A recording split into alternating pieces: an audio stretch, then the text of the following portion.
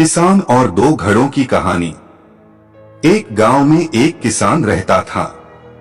वह रोज सुबह सुबह उठकर दूर झरने से साफ पानी लेने जाया करता था। इस काम के लिए वह अपने साथ दो बड़े घड़े ले जाया करता था, जिन्हें वह एक डंडे में बांधकर अपने कंधे पर दोनों तरफ लटका कर लाया करता था। उनमें से एक घड़ा कहीं से थोड़ा सा फूटा था और दूसरा एकदम सही। इसी वजह से रोज घर पहुंचते पहुंचते किसान के पास 1.5 घड़ा ही पानी बच पाता था। ऐसा होना नई बात नहीं थी, इसको 2 साल बीत चुके थे।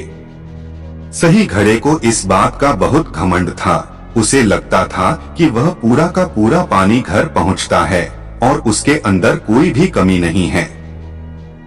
वहीं दूसरी तरफ फूटा हुआ घड़ा इस बात से बहुत शर्मिंदा रहता था कि वह आधा पानी ही घर पहुंचा पाता है और किसान की मेहनत बेकार चली जाती है।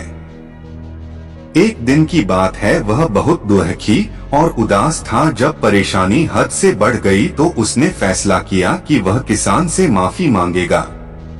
किसान से बोला, मैं बहुत शर्मिंदा हूँ, मैं आपसे माफी मांगना चाहता हूँ। तो किसान ने पूछा, भाई तुम किस बात से शर्मिंदा हो? छोटे घड़े ने दुखी होते हुए कहा, शायद आप नहीं जानते हैं, मैं एक जगह से फुटा हुआ हूँ।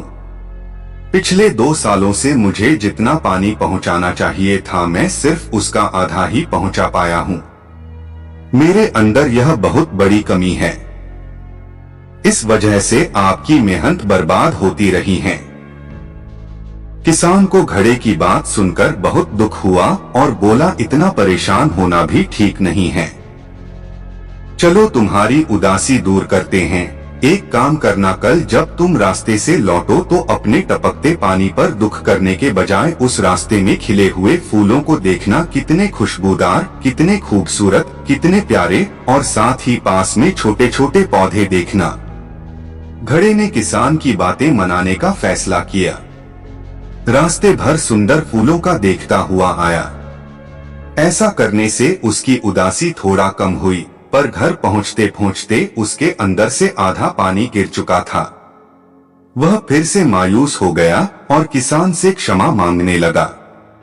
किसान बोला, शायद तुमने रास्ते पर ध्यान नहीं दिया। रास्ते में जितने भी फूल थे बस तुम्हारी तरफ ही थे। सही घड़े की तरफ एक भी फूल नहीं थे। जानते हो ऐसा क्यों? क्योंकि मैं हमेशा से तुम्हारे अंदर की कमी को जानता था। मैंने उसका लाभ उठाया। मैंने तुम्हारी तरफ वाले रास्ते पर रंग बिरंगे फूलों के बीज बो दिए थे। तुम थोड़ा थोड़ा करके सींचते रहे और पूरे रास्ते को इतना खूबसूरत बना दिया। आज तुम्हारी ही वजह से मैं इन फूलों को भगवान को अर्पित कर पाता हूँ, अपना घर सुंदर बना पाता हूँ। तुम ही सोचो, अगर तुम जैसे हो ऐसे ना होते तो भला क्या मैं यह सब कुछ कर पाता।